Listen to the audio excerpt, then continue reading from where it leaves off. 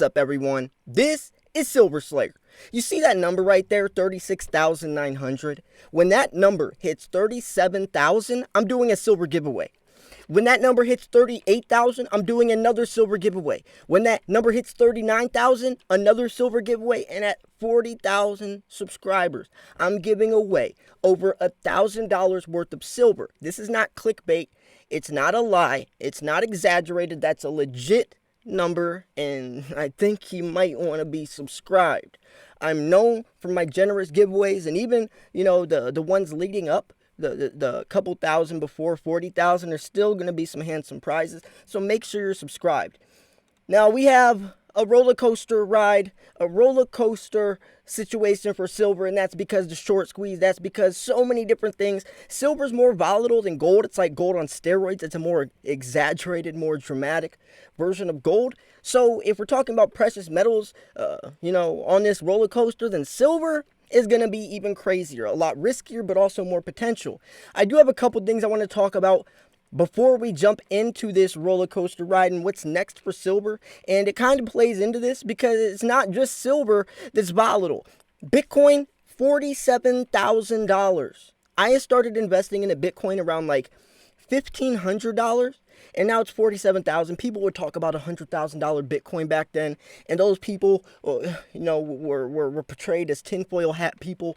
When we talk about $100 silver, we're portrayed as tinfoil hat people. But now this is the new normal. People get desensitized to higher prices, right? Back at 1800, 47,000 would seem crazy. Now, since we're at 47,000, 1800 seems crazy. You see how when you start accepting prices, it's more normal than you would think it would be? Now, when we're talking about crypto, you got to incorporate GSX. GSX stands for Gold Secured Currency. It's a crypto backed by physical gold, so it's an even safer version than Bitcoin. Bitcoin isn't backed by anything.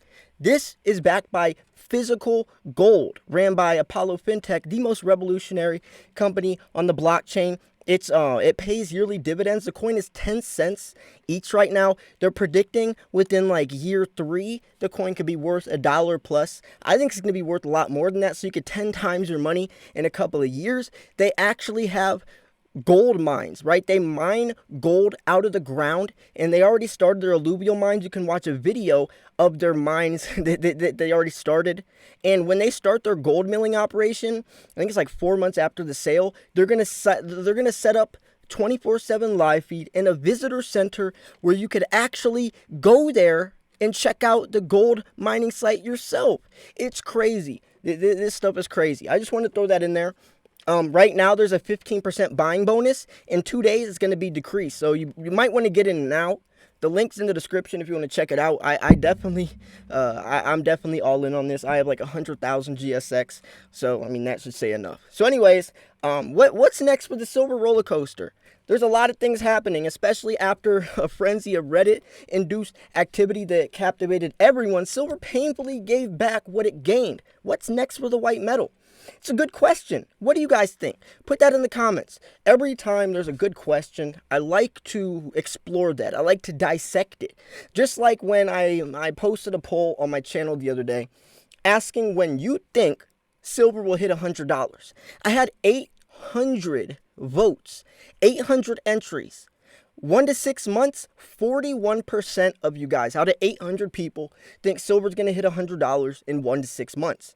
That's crazy. That's extremely bullish. It's almost a little bit scary, a little bit alarming to me because that might not be the reality. I don't want people to have false hope, to be misled. And if it does hit that, that's great, but I don't know if that's healthy for silver. It needs to be a little slower paced than that. But anyways, as the precious metals version of the moral hazard, silver tipped off the flower pot and left gold to clean up the mess. After silver's short squeeze mania ended in tears on February 2nd, the white metal gave back 97% of its squeeze-induced gains.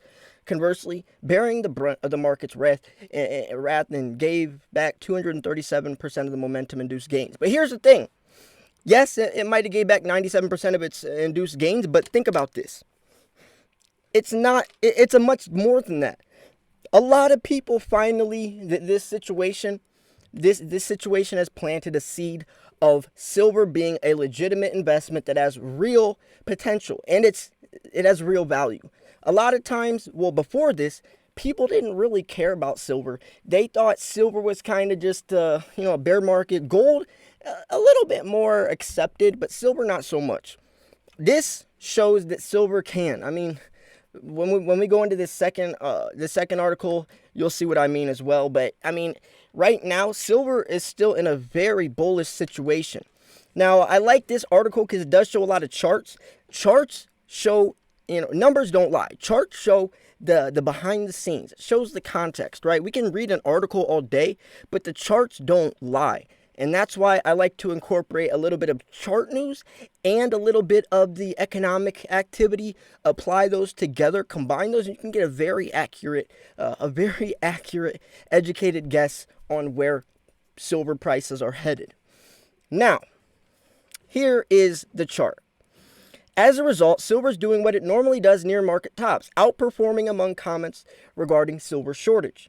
Positioning itself for an epic blow-off top, silver's February 1st surge ended in less than 24 hours. In addition, silver is approaching two triangle vertex-based reversal points, which could come to a head by the end of February or early March. However, given the two setups, they could be signaling one climatic reversal or two separate reversals of different magnitudes. As it stands today, it's still too early to tell, so all we can do is speculate. But that's not a bad thing. Right? Not everyone has to always be doing something in the investing world. A lot of times, the three words people have in their mind: buy, sell, trade. You don't always have to be buying, selling, or trading. Sometimes the smartest is holding. Holding is just as much of a strategy as buying, selling, or trading. A lot of times people forget that holding can be the safest play. When you're holding, it doesn't mean you stepped on the sidelines. You're still in the game, and you're just choosing to hold during that period in time. However, supporting the argument of a single blow-off top, I mentioned last week that the iShares Silver Trust ETF, the SLV, which is the biggest by far, took in nearly $1 billion in daily inflows on January 29th. For context, that was nearly double the previous record. That's crazy.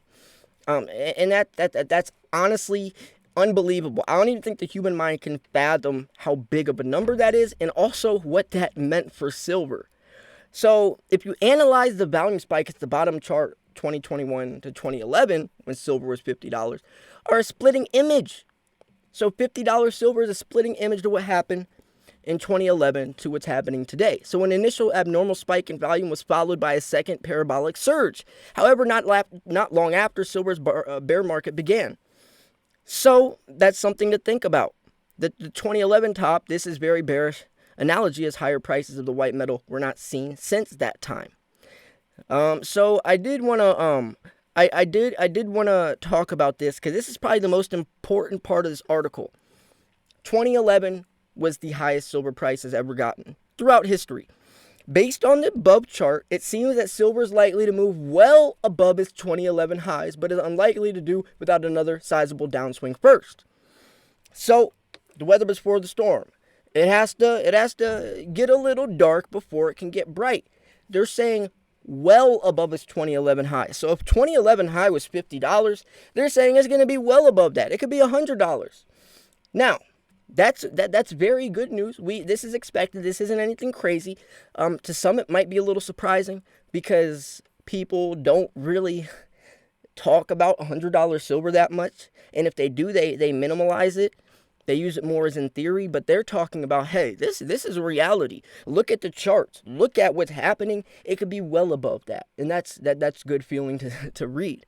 So, in conclusion, if silver meets its maker, the white metal is likely to lead gold and the miners to slaughter. Moreover, silver is known for its false breakouts, and its relative strength is often a precursor to substantial declines. So, I like how they show the charts. I like how they show the breakouts, the patterns, and what that could mean. And this is only going to make the situation more bullish. Global silver output dropped by 6% in 2020. Talking about production. Silver isn't getting dug out of the ground, and it's not getting produced around the world. This is scary news because the demand is skyrocketing.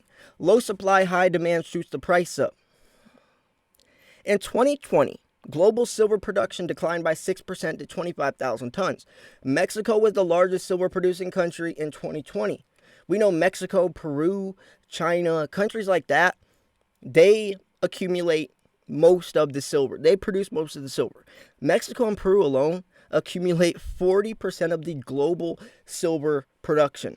They got hit hard with the pandemic, so you could see the pandemic definitely put a huge dent in silver production, which is dangerous because right now we need silver more than ever, especially with this Reddit frenzy. U.S. Mint sold out of American Eagles. U.S. Mint making emergency silver supply or emergency silver mintages like the 1 million San Francisco Mint at the end of last year. They actually made another one. And not only that, now we have overbought territory, silver downfalling, the ETF side of thing, and silver sold out everywhere. Moving forwards, 5G towers, electric vehicles, Tesla, people like that. And then you have the green energy revolution. So we're going to need a boatload of silver, but it's getting cut back and we're in the red. So what's going to happen in silver prices? Along with this, astronomical.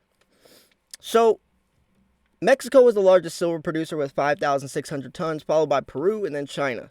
9 out of the top 10 silver producing countries have seen a decline of their silver output, while one country, USA, increased its domestic silver production by 2%. So I definitely think that, and we obviously know that. Here's a little bit, I'm going to share this part as well because this is some context. According to USGS data, in 2020, global consumption of silver was estimated to have decreased slightly from that of 2019. Coin and bar consumption increased for the 4th year in a row. So it's looking like silver is almost looking to more of an investment from a collector value, people like you and I, than more of an industrial, like, bars needed for stuff on that scale, which is interesting to think about. Obviously, people are realizing the dollar's weakening, looking at silver as a safe haven, and that could come from all different areas of the supply chain. Now, they obviously talked about the virus, supply chain disruptions, the borders, how hard it is to distribute the silver with all the boundaries and with COVID, and it makes everything just a chaotic mess, and it hurts the supply chain when we need it the most. So, with that said, what do you guys think about this? If we're talking about $100 silver, what's the realistic time frame? A year? 6 months like 41% of you guys said? Or could it be a lot longer? Are we talking about 2-3 years? I mean, look at this. Think of it like this. Put this in perspective. If they're comparing that 2011 chart to nowadays and saying it's a mirrored image, it took 3 years to hit $50 silver in 2011. All of it started with the 2008 credit crisis. That's when the whole thing started. 3 years later, led to $50 silver. So if we're talking about this being the beginning, which I think last year would technically be the beginning, then we could see another year or two before we see $100 silver or $50 silver. But like this article says, it's more extreme, right? Back then, $1 billion stimulus. Nowadays, $1 trillion stimulus. Back then, they didn't have a global pandemic. Nowadays, we do. They didn't have the silver shortage like we do today.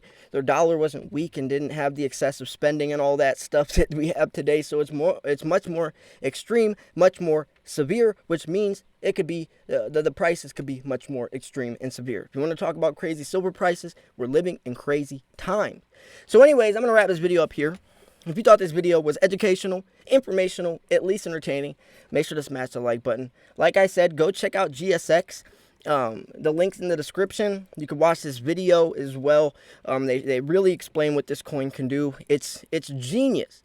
It's absolutely genius. I've never seen something as revolutionary as this could be. By far, a better coin, safer than Bitcoin. And I'm all in on this. It's honestly crazy how cool this is. And I'm really excited for this project. I'm really invested into this project. And I really believe in this project. So anyways, the link's in the description. And probably a pinned comment if you want to check this out as well. Thanks for tuning in. This is Silver Slayer. I'll see you guys soon. Peace.